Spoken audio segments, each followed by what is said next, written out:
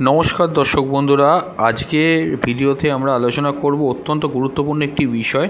জন্মছকে কোন গ্রহ কোথায় থাকলে বিদেশে স্থায়িত্ব পাওয়া যায়। অনেক সময় আমরা দেখি কেউ বিদেশে যায় চাকরির কারণে, কেউ পড়াশোনার জন্য, কেউ আবার বিবাহের সূত্রে, কিন্তু সবাই বিদেশে স্থায়ী হতে পারে না। কারোর বিদেশ যাত্রা স্বপ্নের মতো হয়, আবার কারোর জন্য সেটা হয় দুঃস্বপ্ন। কিন্তু কেন এমন হয়, এর উত্তর লুকিয়ে আছে আপনার জন্মছকের মধ্যে। দেখুন, বিদেশ যাওয়া আর বিদেশে স্থায়ী হওয়া এই দুটোর কানেকশানটা কিন্তু আলাদা, এটা আগে বুঝতে হবে। শুধু দ্বাদশ ঘর অর্থাৎ 12th হাউস যেটাকে বলে, লগ্নকে 1 নম্বর ঘর ধরে অ্যান্টি ক্লকওয়াইজ 12th হাউস বলুন, বা চতুর্থ ঘর আপনার গৃহ বা হোমল্যান্ড, নবম ঘর, দশম ঘর কর্মের ঘর, সপ্তম ঘর মানে বিবাহের ঘর, একাদশ ঘর অর্থাৎ হচ্ছে কি আয়ের ঘর, এই সব ঘরেও বিশেষ কিন্তু ভূমিকা আছে। শুধু দ্বাদশ ঘর দেখলে হবে না, আমাদেরকে চতুর্থ, নবম, দশম, সপ্তম, একাদশ এই ঘরগুলোকেও কিন্তু দেখতে হবে। আজকের এই ভিডিওতে আমরা একে একে সব গ্রহ, সব ঘর এবং বাস্তব অ্যাস্ট্রোলজিক্যাল অ্যানালাইসিসটা করব। ট্রু সায়েন্টিফিক অ্যাস্ট্রোলজি ইউটিউব চ্যানেলে আপনাদের প্রত্যেককে ওয়েলকাম জানাচ্ছি। যদি আপনারা কনসালটেশন করাতে চান, স্ক্রিনের ওপর যে নাম্বার দেখতে পাচ্ছেন ওই নাম্বারে হোয়াটসঅ্যাপ করে বুকিং করলে বাড়িতে বসে অনলাইনে কিন্তু ডিটেল প্রেডিকশান পেয়ে যাবেন। দু এক কথা আলোচনা না, একদম ডিটেল আলোচনা পাবেন, তবে বুকিংটা কিন্তু মাস্ট। এবং আরও একটা কথা আমি তার সঙ্গে বলবো, যারা কনসালটেশন করাতে পারছেন না তারা মান্থলি 59 টাকা দিয়ে আমাদের সঙ্গে মেম্বারশিপে জয়েন করতে পারেন। যদি আপনার মনে হয় আপনি জয়েন করলে হোয়াটসঅ্যাপে কিন্তু জানিয়ে দেবেন। এবং অবশ্যই এটাও মনে রাখবেন, আমরা সেখানে কিন্তু পূজা পাঠবিধি, মাসে একবার করে কোনো সমস্যা হলে সে ব্যাপারে ডিসকাশান, সেগুলো কিন্তু আমরা হোয়াটসঅ্যাপে পার্সোনালি জানিয়ে দেওয়া হবে। এবং আপনাদের ভোটে আপনারা যে ভিডিওগুলো চান, যে ব্যাপারের ওপর, টপিকের ওপর ভিডিও চান, সে ভিডিওগুলোকেই কিন্তু প্রোভাইড করা হবে। আসছি আলোচনায়। বিদেশ যাওয়ার মূল ঘরগুলোকে আমাদের আগে দেখতে হবে, ভেরি ইম্পর্টেন্ট। স্ক্রিনে দেখতেই পাচ্ছেন। সর্বপ্রথম বলবো দ্বাদশ ঘর। লগ্নকে একটা কাল্পনিক লগ্ন ধরে নিয়ে, লগ্নকে 1 নম্বর ঘর ধরে অ্যান্টি ক্লকওয়াইজ আপনার যে শেষ ঘর সেটি হচ্ছে দ্বাদশ। অর্থাৎ বিদেশ যাত্রা, ভিন্ন সংস্কৃতি, বিদেশে খরচ, এগুলোকে কিন্তু 12 নম্বর ঘর থেকে দেখা হয়। এটা আমাদের ভিডিও বা অন্যান্য অ্যাস্ট্রোলজারদের ভিডিও আপনারা যারা শোনেন, আপনারা মোটামুটি প্রত্যেকেই জানবেন। কয়েকটা কথা আমি বলি, যে দ্বাদশ ঘর থেকে আরও অনেক কিছু দেখে, এক্সপেন্সেস, মেডিকেল এক্সপেন্সেস, হসপিটালাইজেশন, খরচ, এবং আপনার আত্মা বা সোলের মুক্তি, অতীত জীবন, পাস্ট লাইফ, ঠিক আছে, এবং আপনার সোলের গন্তব্য, এগুলো সবই দেখা হলো। এখানে কিন্তু বিদেশ নিয়েই আলোচনা করা হচ্ছে বলে শুধু বিদেশের কথাটা বলছি। এরপর হচ্ছে চতুর্থ ঘর। চতুর্থ ঘর মানে কি আপনার হোমল্যান্ড, হোম কান্ট্রি, নিজের দেশ, বাড়ি। এর ক্ষতি বা বিপরীত যোগ মানেই বিদেশের স্থায়িত্ব। তার মানে কি পাওয়া গেল, চতুর্থ ঘর, চতুর্থ পতি আপনাকে সম্পূর্ণভাবে কিন্তু ড্যামেজ হয়ে যেতে হবে, তবেই কিন্তু আপনার বিদেশের স্থায়িত্বর প্রথম চাবিকাঠিটা খুলবে। দেখুন, আপনার ঘর বা গৃহ, সেটি হচ্ছে আপনি যেখানে জন্মগ্রহণ করেছেন সেই ল্যান্ড, সেই ঘরটা যদি কোনোভাবে ক্ষতিগ্রস্ত হয়ে যায়, ধরুন অশুভ কোনো গ্রহ বসে থাকে, তাহলেই কিন্তু প্রথম ক্রাইটেরিয়া ম্যাচ করলো, আপনি আপনার হোমল্যান্ডে থাকবেন না। এইবার একটা কথা, নবম ঘর। নবম ঘর মানে কি ভাগ্য, লং ডিস্টেন্স ট্রাভেল, উচ্চশিক্ষা নবম ঘর থেকে দেখা হয়। নবম ঘর একটা গুরুত্বপূর্ণ ভূমিকা রাখে বিদেশ যাত্রার ক্ষেত্রে। সপ্তম ঘর মানে কি বিদেশি জীবনসঙ্গী বা পার্টনার। লক্ষ্য করে দেখবেন, একটা ছোট্ট কানেকশান বলি, এর বাইরে যদি অনেক কানেকশান আছে। ফরেন পার্টনার কেউ চুজ করবে তখনই যার দ্বাদশপতি কোনোভাবে সপ্তমে কানেক্টেড হয়েছে শুভ অবস্থানে, ঠিক আছে। এই রকম যদি কানেকশান থাকে, অর্থাৎ কি দ্বাদশের সঙ্গে সপ্তমের কোনো কানেকশান হয়ে গেলে ফরেন পার্টনার সাধারণত কিন্তু চুজ করে। দশম ঘরটা কি কর্মক্ষেত্র, বিদেশ, চাকরি, ব্যবসা, এগুলোকে কিন্তু সবই বোঝায় দশম ঘর। একাদশ ঘর কি স্থায়ী আয়, বিদেশে নেটওয়ার্ক, এগুলোকে কিন্তু বোঝায়। এবার আমরা প্রতিটা গ্রহ আলাদা আলাদাভাবে বিশ্লেষণ করব। আমরা দেখব যে বিদেশের স্থায়িত্ব কখন আসতে পারে বা কোন কোন গ্রহ নিয়ে আসে। দেখুন, সর্বপ্রথম বলবো রবি। রবি যদি দ্বাদশ ঘরে থাকে, লগ্নকে 1 নম্বর ঘর ধরে সবকটাই অ্যান্টি ক্লকওয়াইজ ক্যালকুলেশন হচ্ছে। রবি যদি কোনোভাবে দ্বাদশ ঘরে অবস্থান করে, বিদেশে সরকারি কাজে স্থায়িত্ব আসবে। নবম ঘরে পিতার কারণে বিদেশে সংযোগ হতে পারে। চতুর্থ ঘর যদি ক্ষতিগ্রস্ত হয়ে যায়, তাহলেও কিন্তু বিদেশে গৃহস্থাপন হবে। এবার আসছি আমরা চন্দ্র। আমি এক এক করে সমস্ত মানে 9টা প্ল্যানেটকেই বলে দিচ্ছি। চন্দ্র যদি দ্বাদশ ঘরে থাকে শুভ অবস্থানে, কথাটা বুঝবেন, শুভ অবস্থান বলেছি। চন্দ্র এককভাবেও যদি থাকে তাহলেও কিন্তু এটা হবে। চন্দ্র মানে কি আপনার মন, দ্বাদশ হচ্ছে বিদেশ। যদি চন্দ্র দ্বাদশে থাকে তাহলে আপনার মন বিদেশে আটকে যাবে, বিদেশে পড়ে থাকবে, বিদেশে মানসিক টান থাকবে। কিন্তু চন্দ্র ভালো থাকলে তবেই কিন্তু স্থায়ী বসবাস হবে। চতুর্থ ঘরে সে অবস্থায় কিন্তু আবার দোষ থাকতে হবে, যেটা প্রথম বলেছিলাম যে আপনার হোমল্যান্ড বা মাতৃভূমি ছেড়ে অন্য দেশের স্থায়িত্ব, বিদেশি নারী পুরুষের সঙ্গে কানেকশান কিন্তু থাকে। এরপর আসছে আমি মঙ্গল ভেরি ইম্পর্টেন্ট। নবম ঘর বা দ্বাদশ ঘর অবস্থান করলে বিদেশে চাকরি, আইটি, ইঞ্জিনিয়ারিং, আর্মি এই সমস্ত জায়গা কিন্তু চাকরি হয়। চতুর্থ ঘর তার সঙ্গে ড্যামেজ হয়ে গেলে বিদেশে স্থায়ী বাড়ি পাওয়া যায়। বুধ বিদেশে পড়াশোনার, ব্যবসা, টেকনোলজি, কমিউনিকেশনের জন্য কিন্তু বুধ যদি 12 নম্বর ঘরে থাকে, বিদেশে মাল্টি ন্যাশনাল কোম্পানিতে কিন্তু সে কর্মরত থাকবে। এগুলো প্রত্যেকটা কিন্তু জন্মকালীন বলছি। বৃহস্পতি যদি নবম ঘরে থাকে, বিদেশে হায়ার স্টাডিজ ও স্থায়িত্ব পাওয়া যাবে। সপ্তম ঘরে থাকলে বিদেশে ক্ষেত্রে আলাদা জীবনসঙ্গী পেতে পারে। দ্বাদশতম ঘরে অর্থাৎ 12 নম্বর ঘরে যদি বৃহস্পতি থাকে, বিদেশে ধর্মীয় কাজ, শিক্ষা এবং স্থায়ী জীবন পাওয়া যায় বৃহস্পতি যদি দ্বাদশে অবস্থান করে, লগ্নের দ্বাদশে। শুক্র যদি 12 নম্বর ঘরে থাকে, বিদেশে বিলাসিতা, বিদেশে জীবনসঙ্গী। সপ্তম ঘরে থাকলে বিদেশের ক্ষেত্রে স্বামী স্ত্রী স্থায়ী বসবাস। প্রত্যেকটা ক্ষেত্রেই আমি একটা কথা বলবো, এই যে একটু আগে বললাম যে বৃহস্পতি দ্বাদশ ঘরে থাকলো, ঠিক আছে, বা মনে করুন বুধ যদি দ্বাদশ ঘরে থাকে, তাহলে কিন্তু বিদেশের স্থায়িত্ব তো দেবে, কিন্তু মনে রাখবেন কোনোভাবে অশুভ নক্ষত্র, অশুভ গ্রহযোগে থাকলে হবে না। ওই বুধ আছে বা বৃহস্পতি আছে রাহুযুক্ত হয়ে, কেতুযুক্ত হয়, তাহলে কিন্তু ঘটনাটা ঘটবে না। ব্যাপারটা বোঝা গেল? ওদেরকে থাকতে হবে ওই সকল ঘরে, কিন্তু স্থায়ীভাবে থাকতে হবে এবং ভালোভাবে থাকতে হবে, স্টেবল থাকতে হবে। শুক্র দ্বাদশে যেমন আপনাকে ফরেন ট্রাভেলে নিয়ে গিয়ে ওখানে তো স্থায়িত্ব দেবে, কিন্তু ধরুন শুক্র যদি রাহুযুক্ত হয় বা কেতুযুক্ত হয়, ফরেন ট্রাভেল তো আপনার হবে, কিন্তু ওখানে আপনার স্থায়ী থাকতে পারবেন না। যে কথাটা প্রথম আমি এই ভিডিওটা শুরু করার দিকটা বলছিলাম, যে বিদেশে যাওয়া আর বিদেশে স্থায়িত্ব পাওয়া দুটো কিন্তু সমান নয়।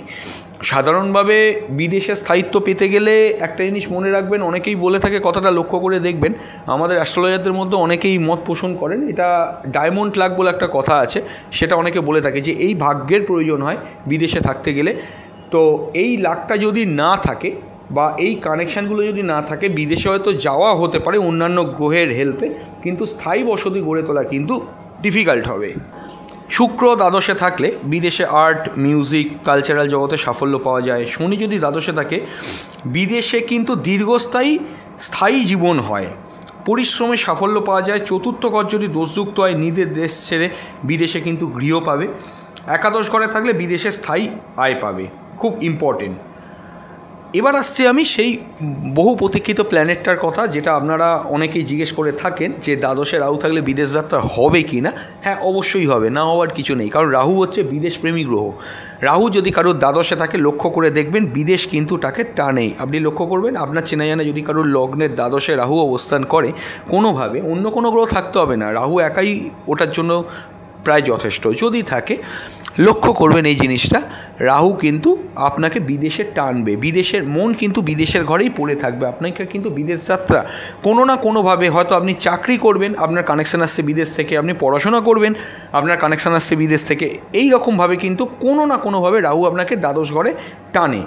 বিদেশ যোগের প্রধান গ্রহ 12 নম্বর ঘরে থাকলে সাধারণভাবে কি হয়, বিদেশে রাহু, দেখুন দ্বাদশ ঘরে রাহু আপনাকে বিদেশ যাত্রার সুযোগ দেবে। আমি অলরেডি এইসব ব্যাপারে অনেক ভিডিও বানিয়েছি, কিন্তু আপনারাই বলেন যে 9টা প্ল্যানেট সম্পর্কে একটুখানি এক্সপ্লেন করতে, সেই জন্য ভিডিওটা তৈরি করলাম।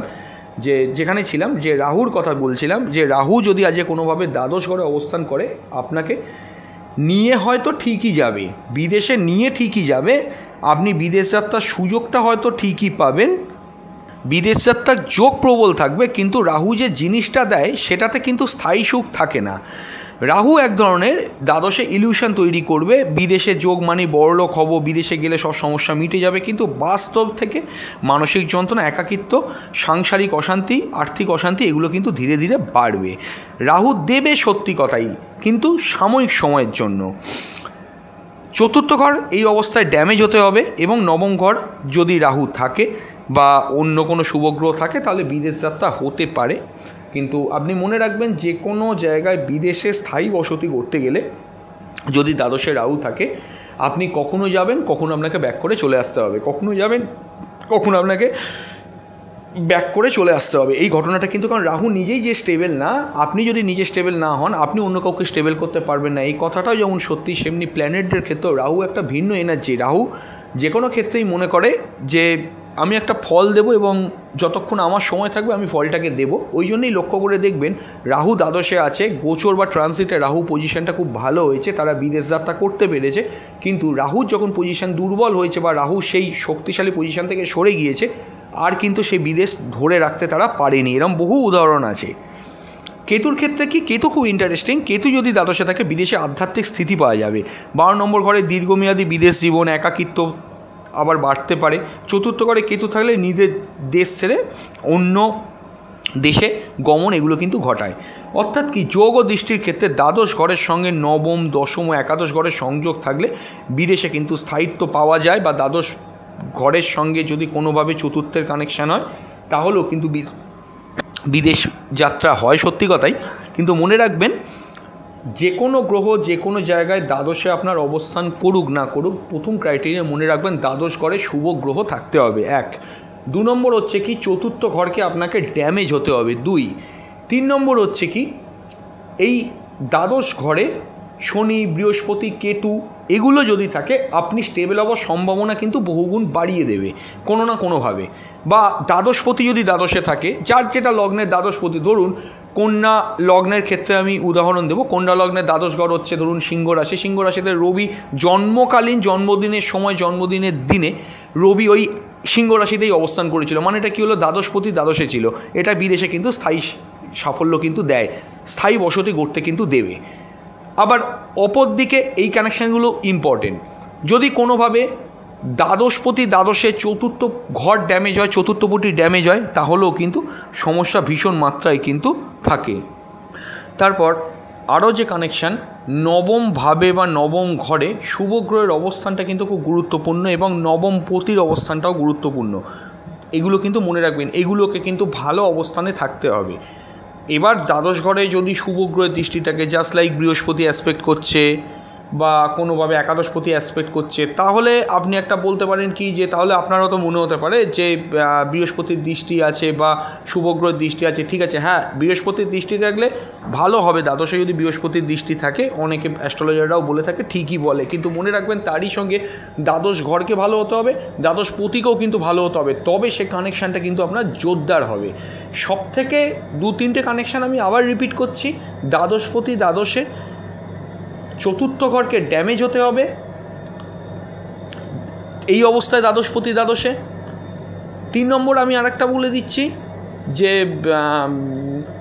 কোনোভাবে দ্বাদশ ঘরে যদি শনি, বৃহস্পতি এই জাতীয় প্ল্যানেটগুলো থাকে, কেতু থাকে, তাহলেও হতে পারে। দ্বাদশপতি চতুর্থভাবে যদি যায়, চতুর্থপতি যদি কোনোভাবে দ্বাদশে যায়, চতুর্থপতি যদি কোনোভাবে চতুর্থ থেকে দ্বাদশে অবস্থান করে, তাহলে কিন্তু বিদেশে স্থায়ী সাহিত্য পাওয়া যায়। আদারওয়াইজ ক্ষেত্রে ওই রাহু চন্দ্র, রাহু শনি এই জাতীয় যে ট্রিমেন্ডাস কানেকশানগুলো থাকে, এগুলো যদি লগ্নের দ্বাদশে থাকে, বিদেশ যাত্রা আপনার হবে সত্যি কথাই, কিন্তু সাময়িক সময়ের জন্য গিয়ে আপনাকে আবার ফিরে আসতে হবে।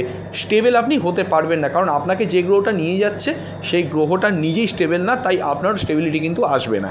আপনি লক্ষ্য করবেন, যার জন্মছকে শনি দ্বাদশে আছে, বৃহস্পতি দ্বাদশে আছে, শুক্র দ্বাদশে আছে, এরকম হরোস্কোপ খুলে দেখবেন আপনাদের চেনা জানা যদি কারোর থাকে, বিদেশে কিন্তু স্থায়ী সাফল্য পেয়েছে, আপনি লক্ষ্য করে দেখবেন। কিন্তু লক্ষ্য করুন, আপনাকে আমি একটা কথা বলি, বিদেশে রাহু আছে, রাহু চন্দ্র, রাহু শনি চেষ্টা অনেক করেছে, যেতেও হয়তো পেরেছে, কিন্তু সাডেন টাইমের পর আবার ফিরেও আসতে হয়েছে তারা যেটা চায়। ওই জন্যই প্রথমে বললাম, আবারও বলছি, যে বিদেশে যাওয়া আর বিদেশের স্থায়িত্ব দুটো সমান নয়, তাই জন্ম ছকটা আগেই কাউন্সেলিং সঠিকভাবে করান। আমি বলবো না যে আপনাকে আমার কাছে আসতে হবে, এরকম কোনো ব্যাপার নয়, আপনাকে চাইলে নাই আসতে পারেন, ঠিক আছে। আপনার পছন্দ মতো অ্যাস্ট্রোলজারের কাছে গিয়েই, যদি এরকম আছে বিদেশ যাত্রার অনেক ইচ্ছে, এখনও পর্যন্ত পার্মানেন্ট হতে পারেননি, চেষ্টা চালিয়ে যাচ্ছেন, অনেকেই আছে এরকম, তো তারা সঠিক পদ্ধতিতে নিজেদের হরোস্কোপটাকে অ্যানালাইসিস করুন, আপনি দেখবেন তাতে করে ভালো থাকতে পারবেন, এটা সবসময় মনে রাখবেন। আর একটা জিনিসও ইম্পর্টেন্ট, কখন আপনি বিদেশে যাচ্ছেন, কোন দশা অন্তর্দশা চলছে, আপনার ফেভারেবল প্ল্যানেটস আছে কি না, এগুলোও কিন্তু দেখাটা খুব গুরুত্বপূর্ণ, এটাও কিন্তু মনে রাখবেন। তো যতটা বলতে পারা যায় ছোট করে আমি বললাম। তাহলে বন্ধুরা আজ আমরা বিস্তারিতভাবে বুঝতে পারলাম জন্মছকে কোন গ্রহ কোথায় থাকলে বিদেশে স্থায়ীভাবে বসবাস করা যায়। তবে শুধু জন্মছক নয়, দশাভুক্তি, ট্রানজিট, ভাগ্য এবং আপনার নিজের পরিশ্রম সব মিলিয়ে বিদেশে স্থায়িত্বের যোগ কিন্তু তৈরি হয়। দেখুন, সিদ্ধান্ত আপনাকেই নিতে হয়, গ্রহগুলো সিদ্ধান্ত নিতে সাহায্য করবে, কিন্তু গ্রহগুলো যদি ড্যামেজ থাকে সঠিক সিদ্ধান্ত আপনি সঠিক সময় কিন্তু নিতে পারবেন না। তার জন্যই কিন্তু অ্যাস্ট্রোলজার বন্ধুদের আপনাদের দরকার হয়। তো এক্ষেত্রে আমি বলবো যে চটজলদি কিছু না করতে গিয়ে ধীর স্থিরভাবে কাজ করুন, প্ল্যান প্রোগ্রাম রেখে কাজ করুন, আপনার তাতে বেনিফিট হবে, এইটুকু আমি বলতে পারি। তো আজকের ভিডিওটা এখানে আমি শেষ করব। কীরকম লাগলো নিচে জানিয়ে যাবেন। খুব তাড়াতাড়ি ফিরে আসবো আমরা নতুন এক ভিডিও নিয়ে। আর একটা জিনিসও আমি তার সঙ্গে বলবো, মোস্ট ইম্পর্টেন্ট, যে সেটা হচ্ছে আপনারা বাড়িতে চাইলে কিন্তু লাফিং বুদ্ধ স্থাপন করতে পারেন, খুব উপকার পাবেন। লাফিং বুদ্ধের লিঙ্ক আমি নিচের ডেসক্রিপশন বক্সে দিয়ে দিচ্ছি। আপনারা ফোন করে জানতে চেয়েছিলেন, তো আমি ডেসক্রিপশন বক্সে দিয়ে দিচ্ছি লিঙ্কগুলো, আপনারা চাইলে ওখান থেকে ক্রয় করেও নিতে পারেন। তো খুব তাড়াতাড়ি ফিরে আসবো নতুন এক ভিডিও নিয়ে। নমস্কার।